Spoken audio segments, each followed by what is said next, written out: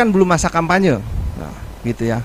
Nah, kebetulan hari ini ada Pak Pol PP. Mohon Bapak Ibu PKD sekarang pulangnya atau besok, mulai sekarang atau besok, itu diinventarisir terkhusus baligo pamflet yang ada di jalan-jalan protokol. Untuk dicabut, dicatat. Mungkin direk bade dilaporkan koordinasi jeung Pak Kanit, ieu bade dikumakeun gitu ya. Karena belum masa kampanye Pak, kita belum bisa nindak gitu. Karena kan nanti panitia apa namanya? Biasanya panitia untuk penertiban kalau masa kampanye biasanya 3, KPU, Bawaslu, Pol PP ya Pak. Nah sekarang belum masa kampanye, katanya masuknya di K3 ya Pak. Jadi nanti teman-teman PKD diinventarisir di mana saja ya, dicatat minimal yang ada di jalan-jalan protokol. Nah hari ini kita akan 2 materi, sengaja sore biar santai, biar sekalian nonton Persib. Jadi Bapak Ibu setelah ini sudah maghriban dulu, mungkin nanti ada materi lagi ya, jadi jangan dulu pulang. Ini adalah kayaknya diskusi terakhir sebelum masuk masa kampanye. Jadi nanti masa kampanye akan sibuk gitu ya. Nah ini diskusi-diskusi kemarin tentang kepemiluan itu mudah-mudahan bisa menjadi bekal tambahan ilmu untuk Bapak Ibu menghadapi musim kampanye. Mudah-mudahan kita diberikan kelancaran. Di Cileunyi nggak ada yang aneh-aneh ya, nggak ada yang nambah-nambah kerjaan, apalagi gerakan-gerakan tambahan. Semua harus disiplin, semua harus satu instruksi, semua harus tertib terhadap aturan perundang-undangan, tertib terhadap pimpinan. Dari saya sekian, billahi taufiq wal hidayah, wassalamualaikum warahmatullahi wabarakatuh. Dengan mengucapkan basmalah bersama-sama, kita bismillahirrahmanirrahim, kita buka rapat koordinasi bersama stakeholder dalam rangka persiapan pengawasan tahapan kampanye pada tahun 2024.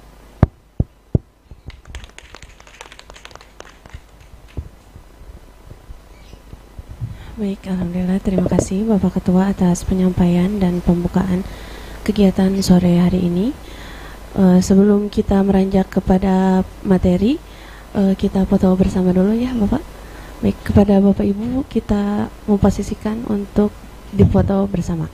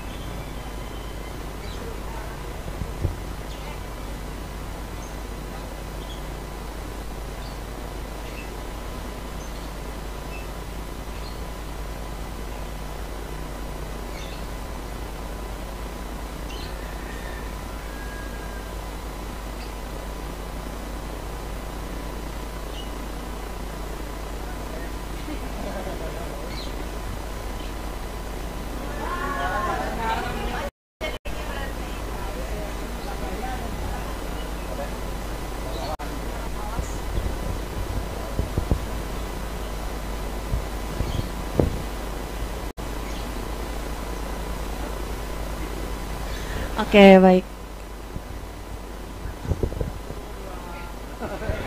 Baik, terima kasih Bapak Ibu.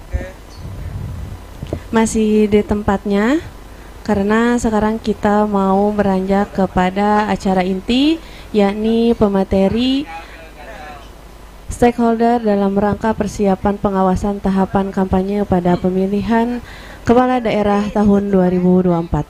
Kepada moderator dipersilahkan.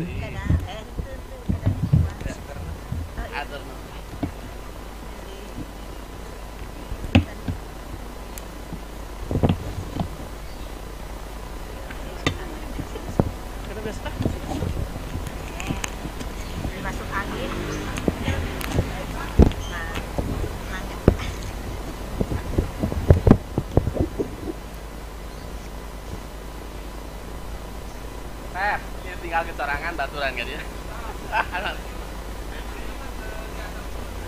Ciao.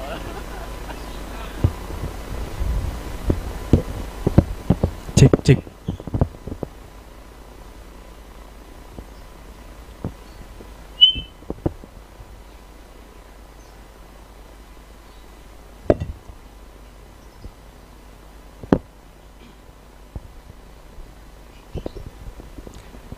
Cek. Selamat sore Bapak Ibu. Sore. Bismillahirrahmanirrahim. Kita akan mulai sesi materi untuk sore hari ini. Kebetulan nih Bapak Ibu, pada sore hari ini kita kedatangan tamu istimewa, penyelenggara dari KPU Kecamatan Cileunyi Pak ya, PPK Kecamatan Cileunyi. Dengan Bapak boleh memperkenalkan diri, silakan Pak.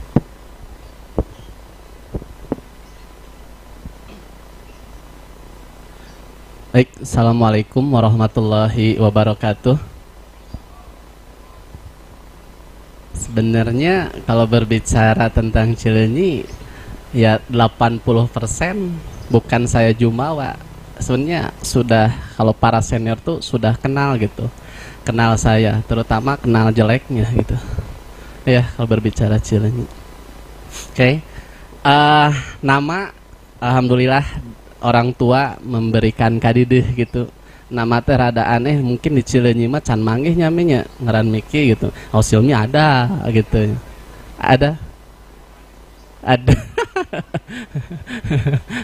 Ausudiumnya. Alhamdulillah dari lahir sampai sekarang nama itu tetap, maksud tetap itu tidak berubah atau punya lendian sugan Miki jadi Miki Codet gitu. Enggak Bang Pep. Jadi panggilan di komunitas, waktu rekan-rekan ini ada adik saya Silmi waktu di Karang Taruna, tetap nah saya sampai sekarang nih nggak berubah Miki gitu ya. Kepanjangannya Miki Wijana gitu, harusnya Wijaya sebenarnya, salah di ijazah nuturkeun kabeh gitu, KTP segala dirubah sekalian gitu. Kemudian kalau berbicara pengalaman kerja kayaknya tidak begitu ini ya kalau masalah di forum ini gitu ya. Ya alhamdulillah gitu, kalau kerja ada beberapa instansi gitu yang pernah, terutama salah satunya industri gitu. Alhamdulillah saya diberi kesempatan gitu. Sebenarnya ini ada beberapa panjang yang sebenarnya ada beberapa pengalaman kerja tapi di delete waktu itu, katanya kurang bagus gitu ya, terlalu panjang, maaf. Alhamdulillah tahun 2007 sampai 2010 saya diberi kesempatan magang gitu ya. Jadi mulai apa ya, membuka cakrawala dunia luar itu ketika saya diberi kesempatan magang waktu itu di Jepang Kang, tahun 2007 sampai 2010 gitu ya. Dengan suasana yang berbeda, pulang lagi ke Indonesia ya luar biasa gitu ya, kulturnya berubah drastis, proyek-proyek atau pembangunan itu luar biasa lah, sampai terasa asing gitu di sini.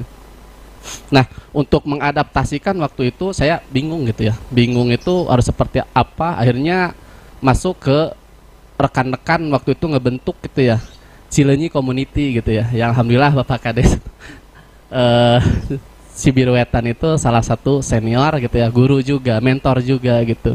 Jadi ya alhamdulillah saya bisa silaturahmi ke sini. Kemudian saya kemarin pernah jadi staf di salah satu perusahaan BUMN gitu ya, di Telkom bagian sertifikasi. Kemudian sekarang sebenarnya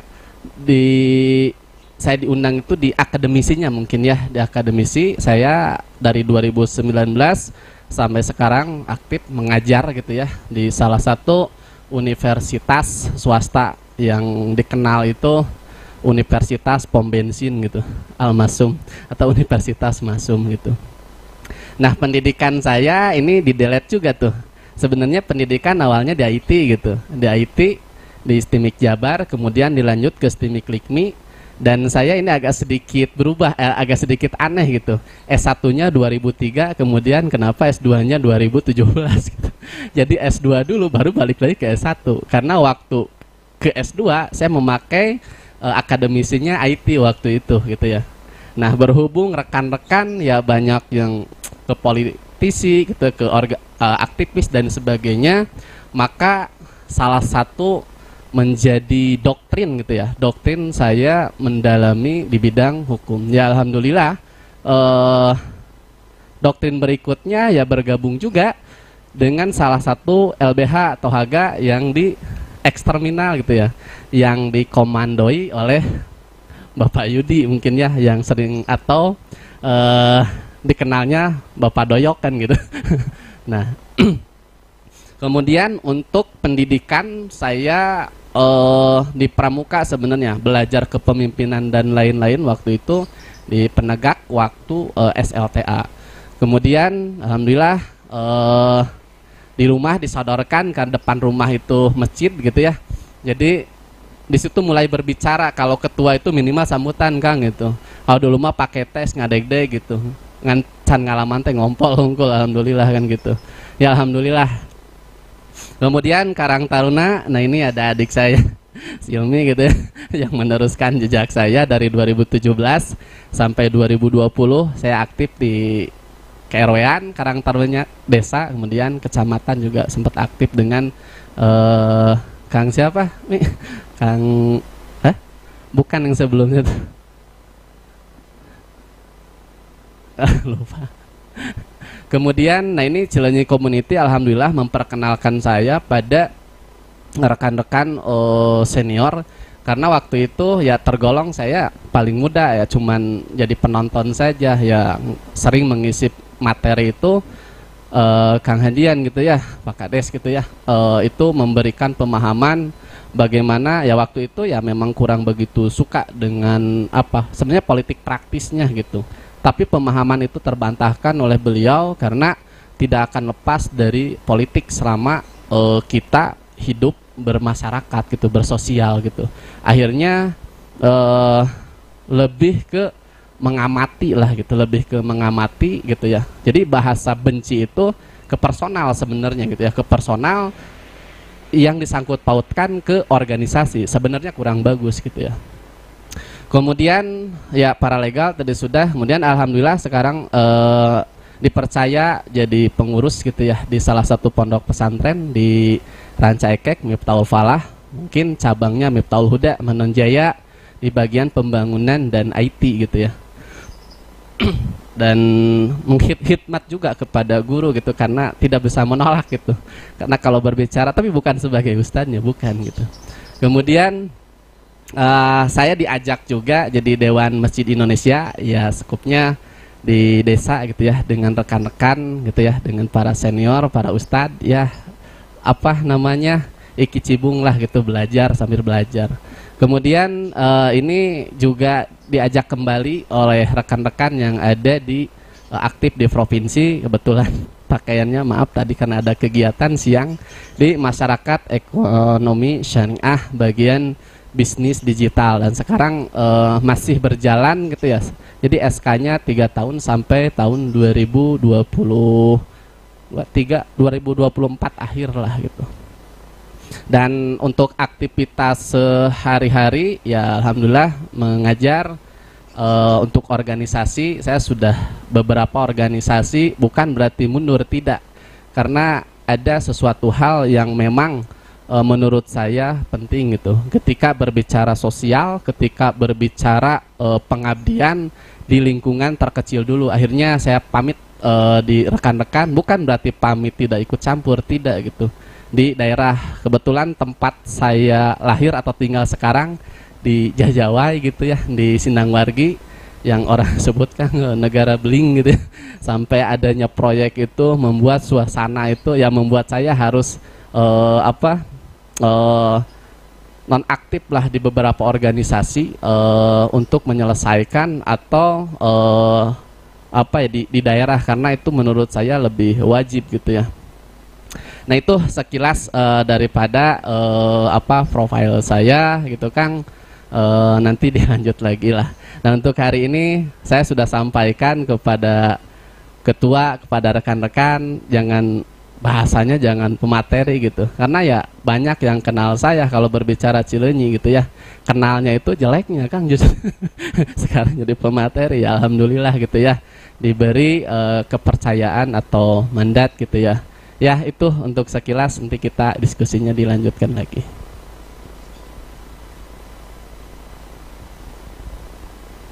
Oke, mungkin perkenalan yang cukup mendalam dari Bapak Miki tadi barusan. Terima kasih untuk perkenalannya, Kang. Kemudian karena kegiatan kita pada hari ini adalah rapat koordinasi bersama stakeholder dalam rangka persiapan pengawasan tahapan kampanye pada pemilihan kepala daerah tahun 2024, yang dimana fase kampanye yang akan menjelang kita laksanakan itu memerlukan pengawasan, memerlukan prosedur-prosedur yang mungkin perlu kita dalami sebagai perangkat-perangkat yang diaktifasi untuk peruntukan keidealan daripada tahapan kampanye tadi, Kang. Jadi mungkin Akangnya sudah mempersiapkan materi yang mungkin bakalan komprehensif dari sisi penyelenggaranya.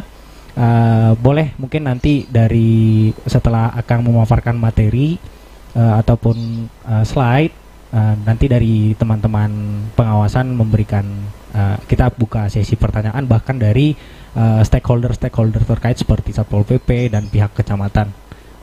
Untuk itu kepada Bapak Miki kita silahkan untuk memaparkan materinya.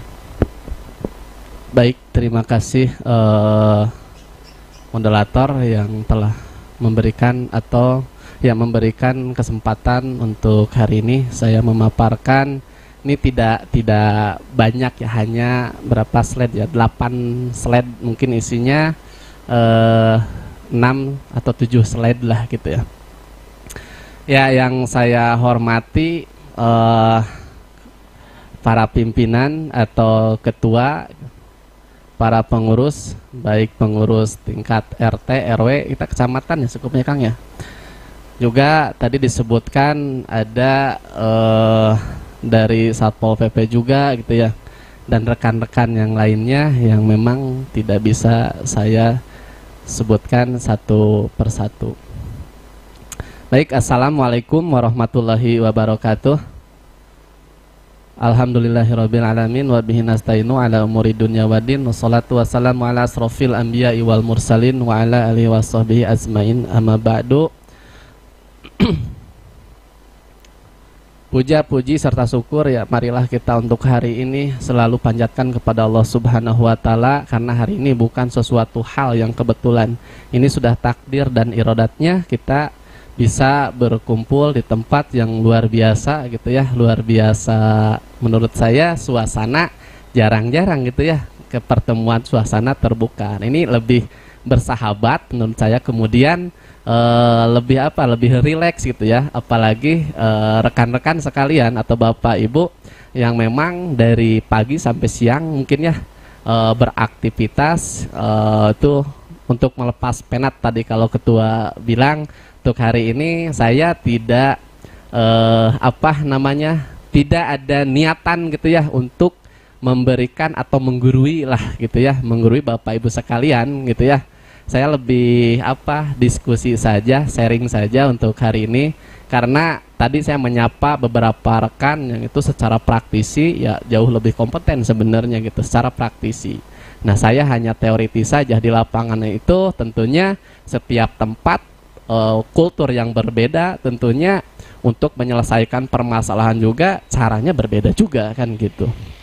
Itu salawat serta salam semoga tercurah limpah kepada Habibana wa Nabiyana, yakni Kangjeng Nabi Muhammad Sallallahu Alaihi Wasallam, pada para keluarganya, para sahabatnya, dan sampailah kepada kita selaku umatnya, pengikutnya.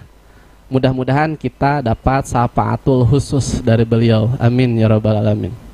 Bapak Ibu, untuk diskusi kita hari ini ya ini request ya. Request saya copy paste gitu ya dari mengambil temanya, yaitu persiapan pengawasan tahapan kampanye pada pemilihan kepala daerah tahun 2024 24, wabil khusus gitu ya Kabupaten Bandung gitu ya, yang memang secara geografis luar biasa luasnya gitu. Kemudian tersekat juga gitu. Maksud tersekat itu kita ada wilayah paling timur gitu ya, Manglayang ke sana, Cikoneng mungkin ya tersekat oleh kota. Kemudian Lembang juga ada masuk ke Kabupaten Bandung. Kemudian ke selatan. Makanya dengan adanya anggap saja isu gitu ya. Dan itu ya saya kira bukan lagi isu. Mudah-mudahan cepat terrealisasi dengan adanya pemekaran Bandung Timur gitu. Untuk lebih memudahkan kita dalam mengelola gitunya, atau berinteraksi. Contohnya begini, ketika kita ada keperluan misalkan ke Polres gitu ya, Soreang, luar biasa kita lebih dekat ke kota Bandung sebenarnya daripada ke Soreang gitu ya, Ngampleng gitu. Tapi alhamdulillah Kang sekarang udah ada tol, setidaknya meminimalisir itu ya jalan kemacetan, kemudian lebih mudah atau cepat lah kan gitu. Oke, next aja Kang. Nah, ini saya kira lebih memahami ya rekan-rekan daripada di lapangan tentunya, daripada saya gitu. Yang memang kenapa bukan berarti saya menganggap bahwa ini segala, tidak tahu, enggak, karena setiap tempat ketika ada masalah, baik itu pendekatan, permasalahan maupun penyelesaian itu berbeda-beda gitu. Tentunya yang di pedesaan dengan yang di kota tentunya berbeda. Itu salah satu faktor atau indikatornya bisa saja pendidikan, kemudian ekonomi juga gitu. Tentu apalagi tentang kepedulian tentang permasalahan yang ada di lingkungan tersebut. Nah, tahapan kampanye diantaranya yaitu pendaftaran pasangan calon. Udah Kang ya, pendaftaran udah ditutup ya.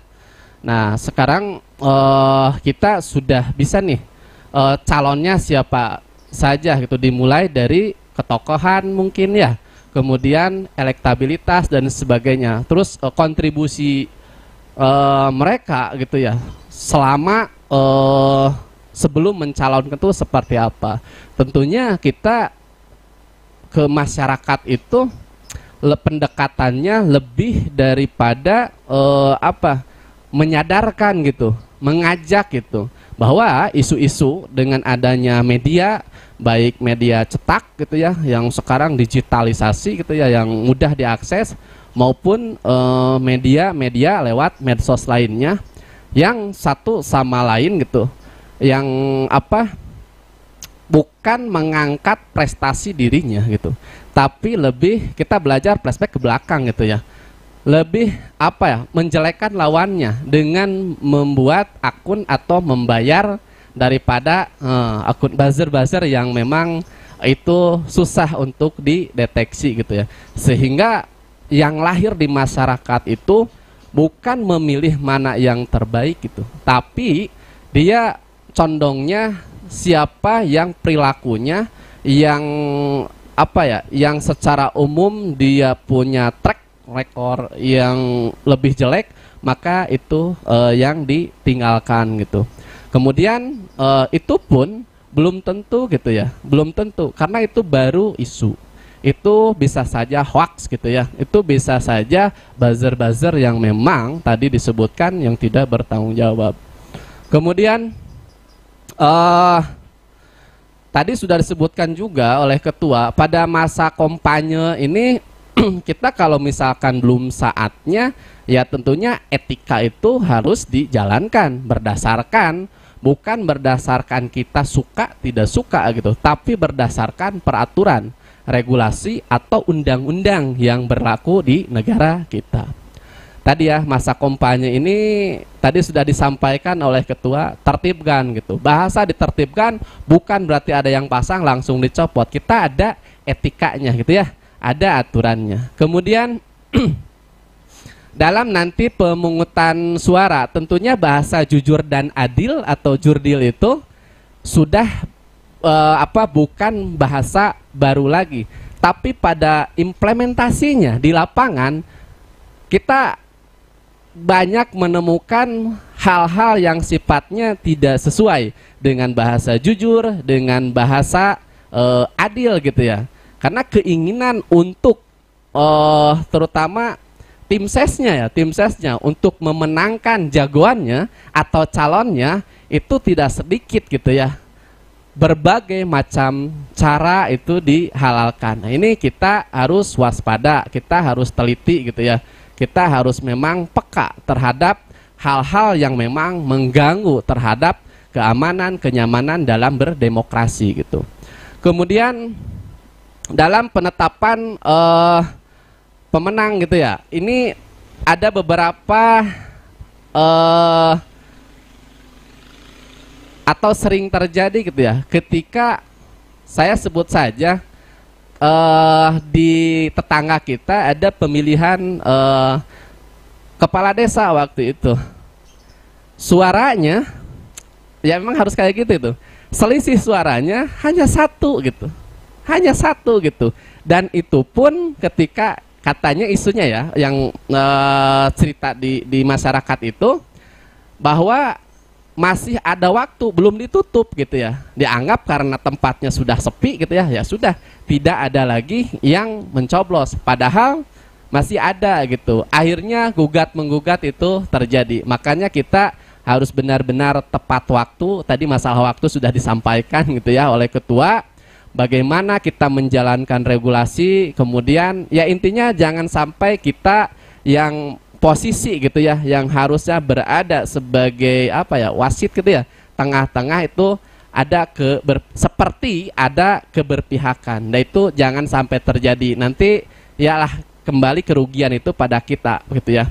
Padahal faktanya kita tidak seperti itu. Tapi ketika keteledoran ini ya, jadi kalau dalam istilah orang tua mah ya keberian tara kutulang balung gitu ya, pasti kucucuk anu leutik tah gitu ya. Next Kang, ini sudah tadi disampaikan. Kemudian nah peran daripada Badan Pengawas Pemilu dalam pengawasan pertama itu ya memantau dan mengawasi gitu ya. Terkadang ya mohon maaf gitu ya, ketika kita harusnya jadi penengah ikut jadi pemain gitu. Ini sering terjadi gitu. Harusnya jadi ngawasitan, ini malah ikut jadi pemain gitu ya. Nah walaupun maaf ya, ini saya bukan berarti keberpihakan juga, walaupun seperti itu, tapi jangan terlalu vulgar gitu ya. Jangan memperlihatkan ketika apalagi sedang memakai seragam atau atribut gitu ya. Nanti ini masalah juga, ketidakpercayaan masyarakat ini akan jelek juga kepada kita gitu ya. Kemudian, nah ini juga bagaimana cara mencegah pelanggaran itu ya dari awal gitu. Jangan sampai ada indikasi kita keberpihakan gitu. Kemudian ketika ada pelanggaran yang kecil kita itu jangan membiarkan gitu. Tentunya ada sistematika ketika kita harus menegur, melaporkan, dan tentunya berdasarkan data. Ya alhamdulillah sekarang gitu ya. Dengan adanya teknologi gitu ya. Tadi belum waktunya kampanye tapi sudah kampanye duluan gitu ya, sudah curi setar. Nah itu kita tentunya ketika menegur atau melaporkan berdasarkan bukti, entah itu melalui video misalkan atau foto, dan tentunya dengan cara-cara yang sifatnya sebagai data gitu ya, data yang otentik. Kemudian nah ini yang memang agak sedikit rumit gitu ketika di lapangan gitu. Ketika terjadi atau menangani sengketa di lapangan gitu ya. Entah itu selisih suaranya tipis, entah itu si A bermain curang dan lain sebagainya, money politik yang memang sudah dianggap biasa. Nah ini bagaimana sebelum itu terjadi sengketa itu kan sesuatu hal gugatan karena ketidakpuasan. Pertama itu, yang kedua keinginan atau tidak sikap ambisius gitu ya, ambisius bahwa saya harus jadi misalkan. Nah ini akhirnya muncullah sengketa, entah itu via isu melalui media sosial, kemudian penggiringan opini kepada masyarakat gitu, terjadi demo yang tidak jelas. Nah, ini bagaimana kita menyikapi, tentunya setiap daerah, setiap wilayah tentunya memiliki cara yang berbeda. Contoh ketika kita berbicara Kabupaten Bandung dengan misalkan ya Bandung atau Jawa Barat dengan Papua gitu ya. Ya Papua nggak bisa diselesaikan dengan cara kita, karena susah diajak ngobrol gitu, berbicara tentang pedalaman gitu. Saya sempat ngobrol dengan rekan-rekan dari Papua yang kuliah di Unpad gitu ya. Di Unpad, pokoknya di daerah saya katanya udah vulgar saja. Pokoknya duit siapa yang paling gede itu yang dicoblos pokoknya gitu. Nggak tahu dia misi visi, nggak ngerti saya gitu. Beliau yang bicara seperti itu. Katanya ya susah gitu ya. Selanjutnya adalah bagaimana mensosialisasikan regulasi atau aturan. Ini bagaimana kita mensosialisasikan pada masyarakat bahwa isu-isu yang menganggap bahwa politik itu jahat, bahwa paslon atau peserta itu semuanya tidak baik. Saya waktu kuliah waktu itu siapa ya? Oh ya, almarhum ya, Pak Zulkarnain gitu ya. Dan beliau salah satu mentor atau pembimbing saya dalam tesis. Dalam penyampaiannya beliau juga kurang begitu agak sedikit fanatik gitu dengan politik praktisnya waktu itu. Kata beliau itu, ketika kita disodorkan pemimpin dalam mengurus atau mengelola negara, lebih baik negara ini katanya dipimpin oleh orang jahat daripada tidak ada pemimpinnya sama sekali. Nah, waktu itu juga yang saya tangkap itu, wah, masa kita harus dipimpin sama orang jahat? Nah, kebayang kita NKRI ya, Negara Kesatuan Republik Indonesia, ini tidak ada presidennya. Kebayang sekali gitu ya. Kenapa?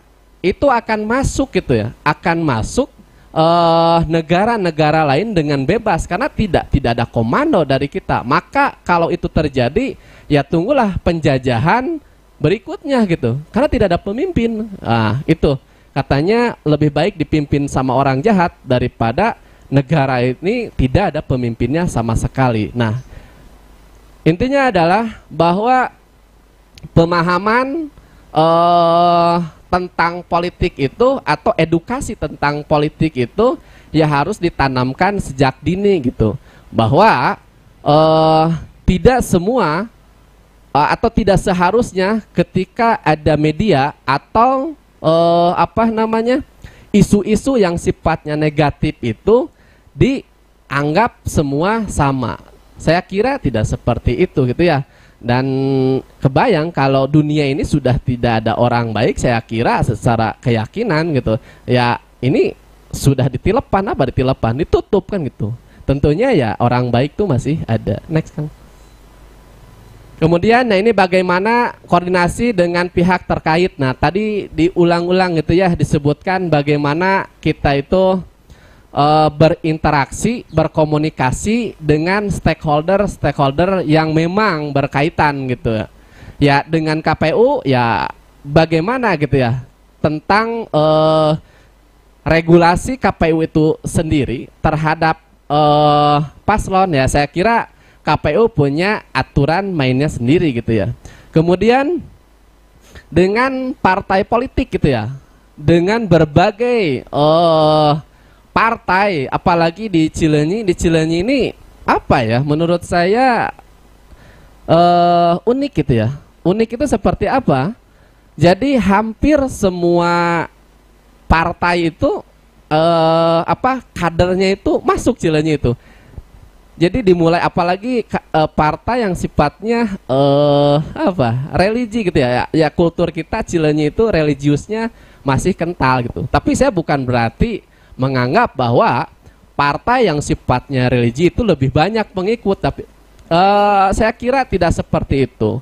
Faktanya adalah ketika kemarin ya pemilihan dewan kemarin gitu ya, tidak semua partai yang religi yang terpilih. Ada juga partai, ya maaf saya sebutkan gitu ya, dari Gerindranya ada, dari PKS-nya ada, dan dari partai-partai yang lainnya ada gitu. Ya inilah Cileunyi kan gitu. Kemudian nah bagaimana kita bisa berkolaborasi terutama dengan kader-kader partai politik gitu ya, dengan tim sesnya mungkin dengan pasangan yang diusung oleh parpol tersebut. Lalu nah ini saya kira yang paling sulit itu kita berkoordinasi, menyampaikan gitu ya, menyadarkan terhadap masyarakat gitu ya. Coba saja di setiap daerah secara persentase gitu ya. Kemarin saya ada pemilihan RW gitu ya. Saya kira skupnya kecil lah gitu. Dari jumlah hak suara atau hak yang memilih gitu ya, dengan jumlah yang memilih dihitung ternyata 40% gitu. Padahal itu dekat gitu ya. Ini 40% yang tidak memilih. Nah ini tentunya ada apa gitu ya.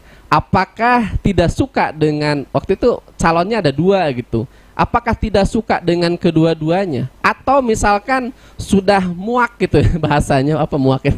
Sudah bosan gitu ya dengan berganti kepengurusan gini-gini aja kan gitu. Nah ini tidak bisa kita biarkan seperti ini. Harusnya bagaimana kita mengedukasikan, mengajak, memberikan apa ya, sebut saja entah itu pelajaran gitu atau apa kepada masyarakat terhadap kesadaran terhadap ada yang menyebutkan ini pesta rakyat gitu. Tapi di salah satu komunitas sempat itu yang masih Cileunyi juga, saya nggak bisa sebutkan itu siapa yang menyampaikan. Ini katanya bukan pesta rakyat, ini pesta calon para pejabat kan gitu. Nah jadi muncullah gitu ya, waktu itu di Cileunyi sedikit hangat gitu ya. Ya waktu itu saya di Cileunyi community-nya sebagai pengamat saja gitu ya. Tapi kan kalau berbicara forum gitu, seolah-olah ya politikus itu jahat gitu. Kemudian kita sebagai masyarakat katanya hanya sebagai korban gitu. Nah itu kan anggapan gitu. Coba saja setiap kali kita berganti kepemimpinan tentunya regulasi berubah gitu ya. Ada perubahan, ada yang ditambahkan, ada yang diganti. Nah itu seperti itu. Ya ketika kita memilih pemimpin di antara pemimpin yang baik, tentunya pilihlah yang terbaik di antara yang baik itu gitu ya. Nah kalau saya balik lagi ke apa yang dosen saya dulu sampaikan, kita berbicara yang baik itu. Berbicara yang jahat saja katanya lebih baik dipimpin oleh orang jahat daripada tidak ada pemimpinnya gitu. Suatu golongan atau suatu negara kan gitu. Next Kang. Nah ini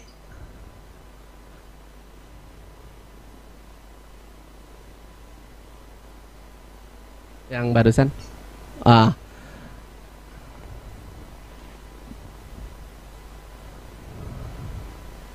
yang barusan kan belumnya identifikasi udah ini.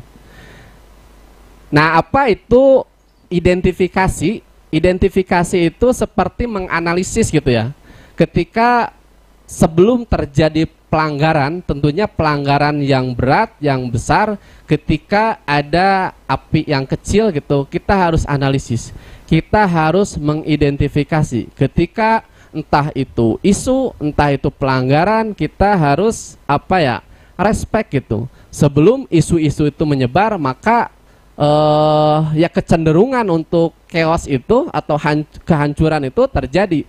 Makanya ketika kita menemukan hal-hal pelanggaran seperti yang disebutkan tadi oleh ketua gitu, itu baligo belum waktunya gitu, kita laporkan, kita eksekusi gitu ya. Eksekusi bukan berarti dicabut kemudian dibakar dan sebagainya. Nanti akan berdampak juga kepada kita ketika yaitu tidak terima mereka. Nah jangan sampai tadinya berangkat dari organisasi, dari lembaga, tapi secara pembalasannya atau menyerang kepada individu gitu ya, karena seolah-olah tidak suka terhadap pasangan tersebut. Nah jangan sampai itu terjadi. Nah ini salah satu contoh saja ya, jenis pelanggaran misalkan kampanye di luar jadwal. Nah, tadi juga sudah dibahas ya. Tentunya ini contoh saja sih solusi, contoh solusi. Ya tentunya tidak dengan mengeksekusi secara brutal gitu ya. Ya tentunya dengan cara yang baik gitu ya, dan halus gitu ya, yang benar tentunya sesuai dengan regulasi ya, dengan cara entah itu teguran, peringatan, kemudian dengan entah itu peringatan secara lisan atau secara tulisan gitu ya.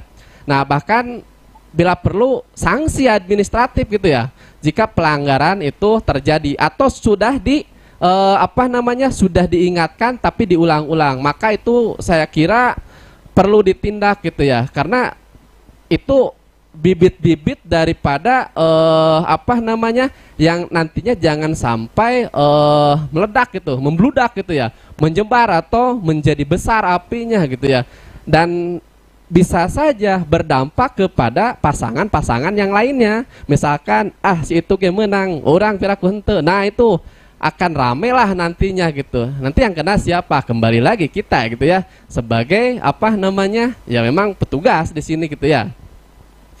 Lalu jenis pelanggaran berikutnya, jadi penggunaan alat peraga kampanye yang sifatnya ilegal. Ada nggak kampanye yang contohnya yang ilegal? Seperti apa? Jenis kampanye yang ilegal. Contohnya apa kira-kira? Boleh nggak begini, misalkan di suatu daerah atau daerah saya, kalau di TPS saya itu suaranya di bawah rata-rata, maka karena saya punya akses jalan ini akan saya tutup, karena ini hasil hibah dari orang tua saya. Boleh nggak kampanye seperti itu? Gimana?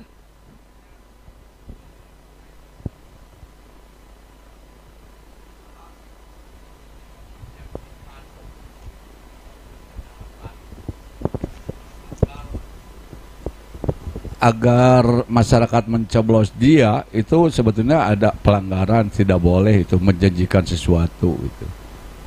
Itu baru janji kan ya, yeah. Janji saya tidak boleh kan gitu. Iya, betul. Itu menurut PKPU 7 kalau nggak salah 2017.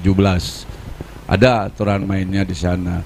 Tapi ya menurut undang-undang, tapi ya yang saya alami saja para caleg siapapun itu punya jawaban atau punya pengcoveran pembelaan. Dulu terus terang saya pernah menangani 2019 pas bupati, pencalonan bupati Des. Saya maaf nggak jadi masalah kan saya berbicara kasus kemarin. Karena waktu itu zaman COVID, aturan mainnya kan tidak boleh itu ada yang namanya elektun, kerumunan itu ya. Ya, apalagi malam hari, mengganggu. Ya, kan? Ya apakah betul itu ilegal. Apalagi malam hari gitu. Apalagi malam hari itu ada ya. Cuman setelah kami dengan pihak Panwascam, kebetulan Panwasnya bukan ini, tetap mereka punya celah jawaban. Ada undang-undangnya. Jadi hanya mereka membalikan, tolong Pak dibuka pasal mana, undang-undang mana yang melarang seorang tamu menerima hiburan. Itu jawaban mereka. Memang tidak ada undang-undangnya. Padahal menurut aturan undang-undang, para caleg tidak boleh melakukan hal seperti itu, ngadain elektunan malam-malam, menjanjikan menjanjikan sesuatu, meminta tanda tangan, itu terjadi. Ya, itu 2019 ya. Ya akhirnya ya kami hanya cukup sampai di sana saja, udah stuck, tidak bisa apa-apa. Jadi tugas kami hanya pencegahan, pengawasan, sudah sampai situ saja. Jadi kejadian penanganan itu, ya. Itulah politik namanya. Oke, kalau tadi ya berbicara tentang menjanjikan saja dikatakan ilegal. Apa bedanya menjanjikan sesuatu dengan program? kan beradu gagasan, apa bedanya gitu. Pada tekstual itu tidak jauh beda. Apa bedanya? Program saya misalkan nih, ya contoh nih, ketika ini sudah terjadi ya, waktu itu ya Pak DS gitu menjanjikan atau membuat program insentif untuk para guru ngaji, kan itu. Nah, itu secara lisan disampaikan gitu, kemudian secara tulisan disampaikan, tapi alhamdulillahnya direalisasikan janji itu. Ya itu hanya sekilas saja sih, bukan mengungkit atau menyudutkan beliau, tidak, mengangkat juga enggak, karena itu disaksikan oleh banyak pihak, banyak orang. Ya kita selesaikan dulu. Kemudian, nah itu nanti kita bahas lah, diskusinya kayaknya menarik ini. Kemudian ini nih, money politik, saya juga bingung gitu.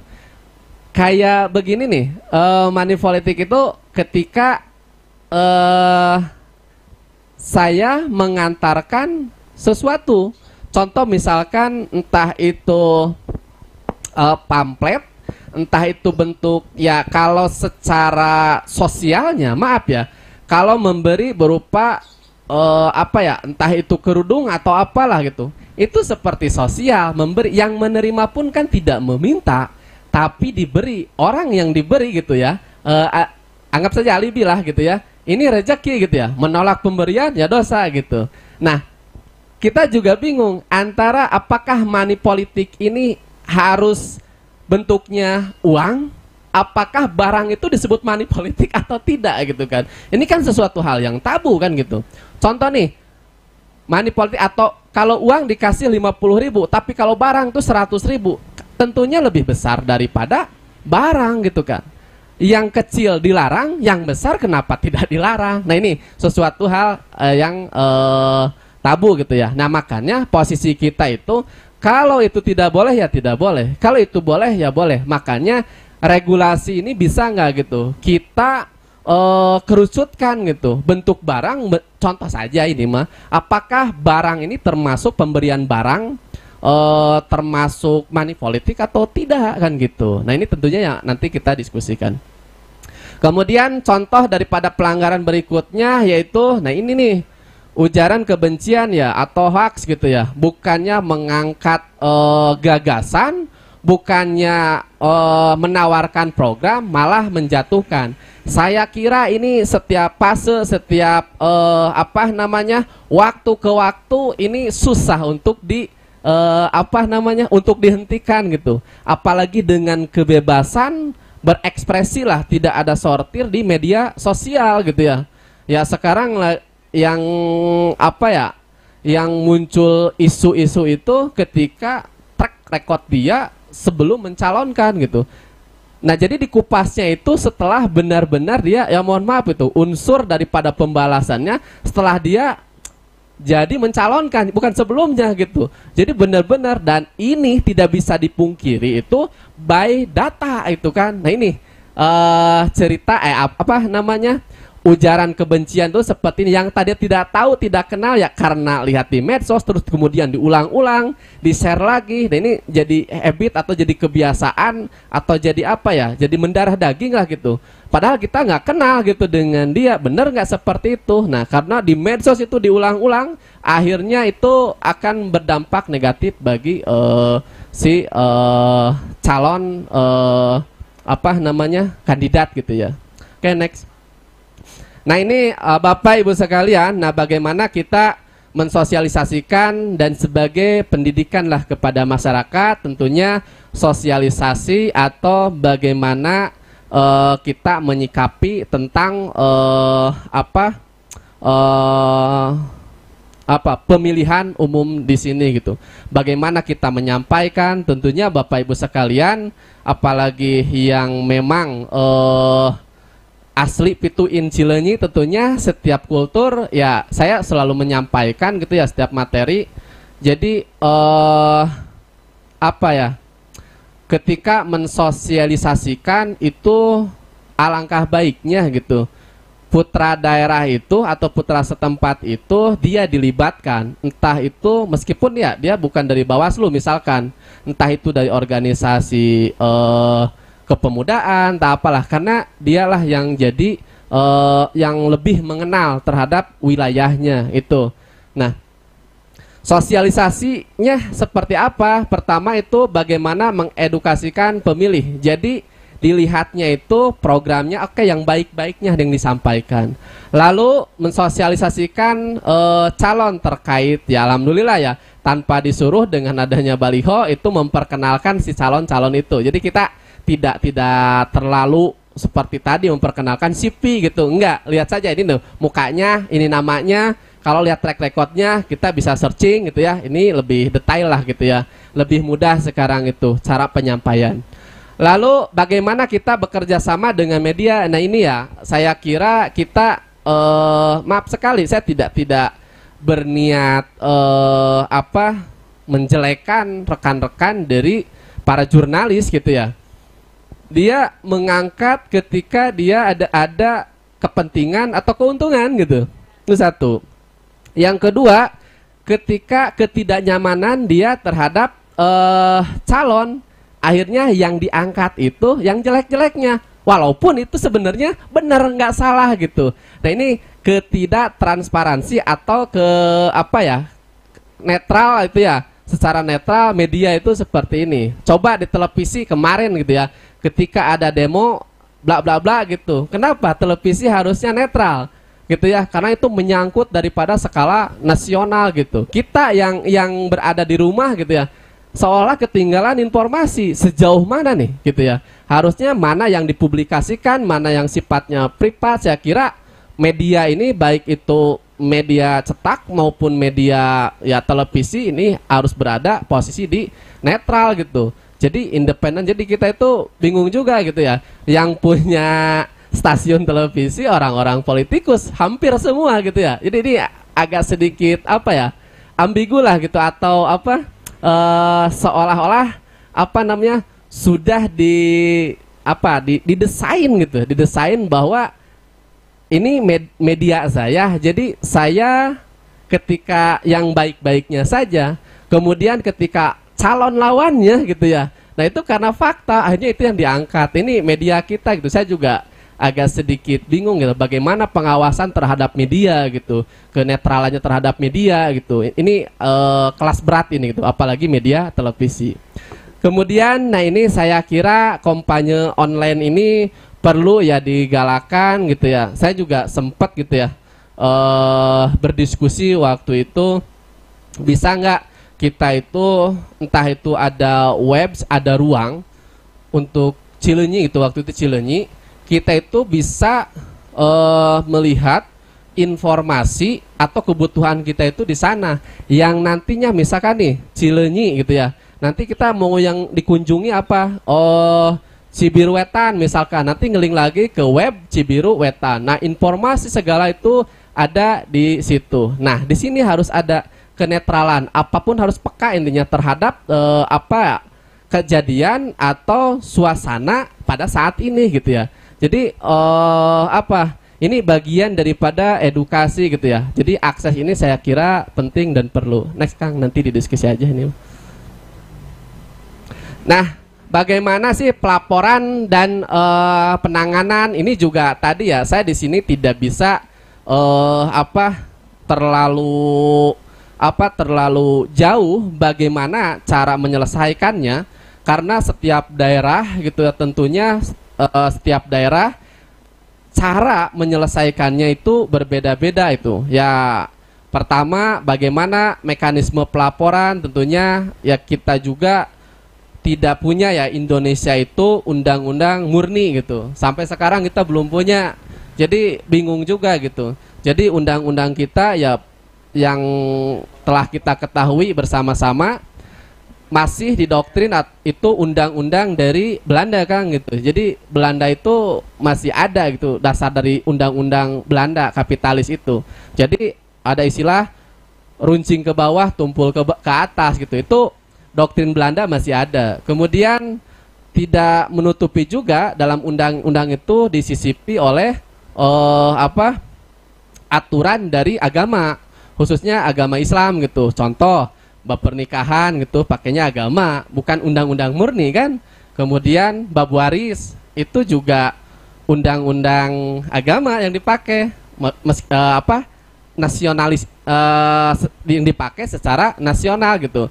Jadi begini, kalau misalkan maaf ya, kalau di Islam ketika contoh saja kita itu Islam punya anak murtad misalkan, terus kita meninggal, dia punya hak waris enggak? Ini bertentangan. Secara agama tidak punya hak waris, tapi secara sosial, nah itu jadi ambigu juga di sini. Kemudian yang paling susah diprediksi itu hukum adat, secara adat atau kebiasaan. Nah ini, jadi kita tiga ini kental sekali di Indonesia. Hukum warisan Belanda, hukum agama Islam, kemudian hukum adat yang maaf ya, hukum itu misalkan secara di Aceh misalkan dengan di Jawa Barat. Ketika ada yang berzina hukumannya seperti apa? Berbeda gitu. Mana hukum nasionalnya yang dianut oleh dari Sabang sampai Merauke gitu? Tak sama gitu. Seperti negara-negara lain gitu. Ini kan tidak sama gitu. Adat juga berpengaruh. Kemudian di Papua katanya, saya punya teman juga yang kerja bolak-balik Papua lah. Ketika nabrak orang dengan nabrak, maaf ya, babi katanya, babi itu hukumannya lebih besar atau lebih itu babi. Kan kebayang nggak, manusia itu seolah-olah lebih rendah kedudukannya daripada hewan gitu. Nah ini bingung juga kalau secara nasional kan gitu. Nah ini tentunya penyelesaiannya tidak bisa secara umum. Ya ini Pituin ini harus dilibatkan karena dia yang tahu kultur, yang tahu wilayah dan tahu kebiasaan. Kemudian nah itu ya mekanisme pelaporan seperti apa. Kemudian ketika terjadi pelanggaran tentunya kita jangan lepas dari regulasi, dari aturan itu. Jangan sampai menjadi bumerang kepada kita gitu ya. Bagaimana penanganan temuan-temuan itu, tentunya ada etika-etika yang harus kita patuhi gitu. Aturan-aturan yang harus kita patuhi. Kemudian koordinasi dengan penegak hukum, ya saya kira ini bukan sesuatu hal yang aneh lagi gitu ya. Biar tidak terjadi tindak pidana dan sebagainya, harus melibatkan semua stakeholder, semua elemen yang memang memiliki tanggung jawab atau kewajiban di wilayah, terutama kepolisian gitu, tentara atau apalah gitu ya. Ormas juga sebenarnya perlu kita rangkul gitu. Kalau bisa nggak sih ormas itu tidak ada keberpihakan gitu. Jadi saya bingung hari ini tuh. Antar ormas dan partai gitu. Tidak jauh beda kan gitu, malah asalnya ormas jadi partai gitu. Nah gitulah ya, inilah negara kita gitu ya. Kemudian ya ini sudah saya sampaikan tadi, bagaimana ketika terjadi pelanggaran itu harus didokumentasikan. Kemudian apa yang menjadi privat, apa yang menjadi publik gitu ya. Jadi intinya adalah ada bukti-bukti otentik yang menjadi dasar kita menentukan bahwa dia melanggar atau tidak. Next. Nah ini di akhir pemaparan ini, pertama ya pentingnya kesiapsiagaan kita dari awal, itu juga sudah dibahas ya tadi. Kemudian pentingnya koordinasi dengan semua stakeholder gitu ya, dimulai aparatur pemerintahan, tokoh agama, tokoh masyarakat, kepemudaan. Ya mari kita jaga kebersamaan, persatuan dan kesatuan, ketentraman, kenyamanan gitu ya, agar kondusif gitu dalam pemilihan umum ini. Kemudian pentingnya transparansi dan akuntabilitas tadi gitu ya, jangan sampai bisa nggak gitu. Kita jangan terlalu jauh lah secara nasional, isu-isu itu kita kondusifkan dulu lah, Cileunyi aja dulu lah yang menjadi kewajiban kita, bagaimana hal sifatnya hoax gitu ya, kemudian ujar kebencian dan lain-lain gitu ya. Kita meskipun tidak bisa menyelesaikan sepenuh, minimal bisa meminimalisir gitu ya, mengurangi lah gitu. Tugas kita bersama tentunya. Lalu pentingnya peningkatan kapasitas, ya saya kira kapasitas di sini entah itu jumlah orang yang mengawasi atau alat gitu ya, alat yang akan kita gunakan berupa fasilitas, bagaimana mendeteksi gitu ya ketika ada terjadi pelanggaran-pelanggaran yang tidak sesuai dengan peraturan atau hukum yang berlaku di negara kita gitu, entah itu di negara maupun di wilayahnya. Saya kira sebagai pemaparan gitu ya, mohon maaf ini tadi waktunya di sama ketua itu tong lila teuing cenah gitu, da lain ceramah ya mah gitu. Mohon maaf saya terbawa suasana gitu. Tadi itu slide padahal 8 slide gitu ya. Ya biasalah kalau ngajar 3 SKS Pak gitu. 3 SKS itu 2 jam setengah kan gitu. Ini bahasa ngacapruk itu kebiasaan. Ngacapruk dia apa bahasa ngacapruk gitu ya. Penyampaian. Nah, saya kira sebagai pembuka saja ini saya mengharapkan diskusi kita itu bentuknya memang diskusi dan masukan gitu ya. Tambahan lah gitu. Kalau bentuk daripada ya mah nggak ada pertanyaan ya mungkin sebisa saya jawab. Kemudian kalau toh ada yang lebih kompeten, mari kita untuk kemajuan atau kekondusifan gitu ya wilayah Cileunyi, ya mari kita bersama-sama gitu ya membangun Cileunyi Masagi gitu ya. Maka itu yang bisa saya sampaikan. Silahkan kembalikan ke moderator. Oke, terima kasih ya Kang untuk pemaparan informasi-informasi yang telah secara komprehensif disusun dan disampaikan secara langsung di forum ini. Kemudian setelah penyampaian informasi yang barusan dilaksanakan, kita akan buka sesi diskusi bersama pada sore hari ini. Kita awali dengan 2 audiens. Bapak Ibu yang ingin memberikan tanggapan ataupun pertanyaan, kita persilakan. Baik, pada pertanyaan pertama dari Pak Mamat, dipersilakan Pak. Baik, terima kasih. Assalamualaikum warahmatullahi wabarakatuh. Waalaikumsalam warahmatullahi wabarakatuh. Saya PKD dari Cibiru Wetan. Ada 2 hal yang ingin disampaikan. Pertama, terima kasih penyampaian pemaparan Bapak yang sangat lengkap dan komprehensif. Yang pertama yang ingin saya sampaikan, tadi kalau tidak salah saya dengar Bapak di sela-sela penjelasan menyampaikan bahwa Panwas ketika menangani penanganan pelanggaran pemilu, jangan sampai Panwas menjadi pemain.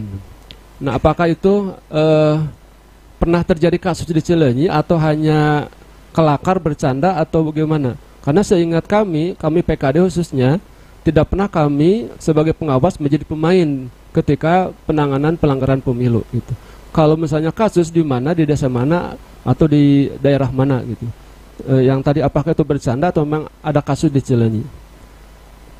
Yang kedua, di dalam kegiatan kampanye terutama ketika kami menertibkan atau sampai kepada saatnya penertiban APK yang menjadi salah satu permasalahan bagi kami di PKD adalah susahnya koordinasi dengan tim ses. Nah, koordinasi dengan tim ses. Wani masang tapi teu wani ngalaan gitu. Teu tanggung jawab. Hayang masang nonggo tapi mukana alim. Nah, bagaimana kalau ada duduk satu meja antara penyelenggara, PPK, Panwas ya, kemudian para peserta pemilu untuk menangani hal ini. Jangan sampai penanganannya ditembelkan ke Panwas, ke PKD. Bagaimana, apakah itu bisa diadakan oleh PPK sebagai penyelenggara pemilu untuk ngariung lah PPK, Panwas, dan peserta pemilu. Itu saja, terima kasih. Assalamualaikum warahmatullahi wabarakatuh. Waalaikumsalam warahmatullahi wabarakatuh. Ya, jawab aja ya langsung. Ini sebenarnya bukan, saya tidak menganggap pertanyaan dijawab seperti soal ujian akhir semester gitu ya, nggak seperti itu gitu ya. Karena itu tadi saya sampaikan bahwa setiap daerah tentunya berbeda-beda gitu. Nah, saya langsung saja, kenapa menyampaikan di situ? Kalau berbicara di forum, saya menjelaskan tadi, jangan sampai pengawas itu jadi pemain. Boleh dikatakan seperti himbauan atau larangan secara umum. Tapi kalau secara kasus itu menemukan sebenarnya. Menemukan waktu itu pemilihan di dewan gitu ya, di dewan. Kemudian pengawas itu saya tidak menyebutkan tempat karena sensitif. Kemudian siapa yang ditentukan pengawasnya itu titipan. Ini kan fakta gitu ya, fakta. Tapi kalau saya membuka siapa, kayaknya tidak di forum ini gitu ya. Paling itu privat gitu. Ya, yang saya sampaikan itu yang saya temukan. Makanya kalau berbicara di forum itu hanya sebatas himbauan. Tapi itu pernah menemukan gitu. Pernah menemukan itu terjadi gitu. Dan itu terjadi bukan katanya di depan mata saya gitu. Akhirnya di situ kebetulan juga TPS-nya berada di ini Pak, di halaman rumah gitu ya. Dan setiap pilkada selalu dipakai gitu ya, karena lumayan alhamdulillah orang tua pekarangannya cukup lah gitu untuk itu. Nah ini jadi melihat secara langsung gitu. Nah ini jangan sampai. Kalau untuk rekan-rekan tidak berniat atau menuduh kepada rekan-rekan ini yang saya temukan. Nah kemudian tadi saya sampaikan bentuk himbauan saja kalau himbauan. Nah saya setuju gitu. Ada yang menyebutkan lagi, ini senior saya gitu ya, yang mungkin waktu itu di depan Pak Kades, tapi bukan Pak Kades yang bilang bahwa katanya calon yang memasang baliho itu katanya dia itu tukang ngaruntah gitu. Menyebutkan tukang ngaruntah karena itu tadi berani masang, tidak berani mengambil atau membereskan. Itu akhirnya apalagi mohon maaf sekali gitu ya, saya yang dipakainya itu tidak permanen. Contoh dari kayu, lama kelamaan kan rapuh ya. Itu bahaya, banyak sekali itu yang misalkan kena angin jatuh. Itu banyak Kang yang memang berdampak negatif. Nah, ini saya juga gimana caranya dan harus bagaimana kan gitu. Ketika permasalahan ini, apakah kita ada regulasinya, dibuat regulasi, entah itu regulasi tambahan gitu ya. Misalnya nih, baliho itu masangnya berapa, dilaporkan gitu.